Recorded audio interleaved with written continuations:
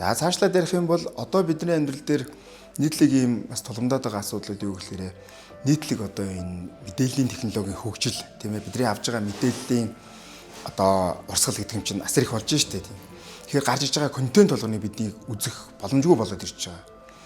Тэгэхээр ер нь бол яах нь хүн одоо мэдээж одоо сонирхох зүйлтэй тэр хобби нэг эрүүл хобби руу чиглээсэй л гэж би их боддог байхгүй юу?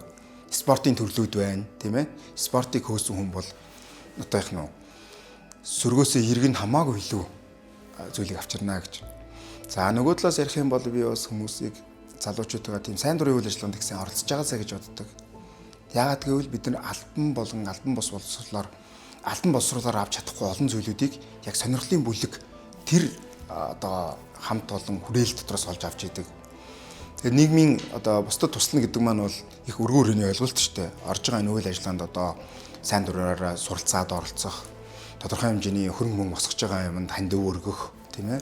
За тийм асуудалтай байгаа хүмүүсийн зовлон жаргалыг яг биеэрээ очиж сонсоод одоо туслах гэдэг юм.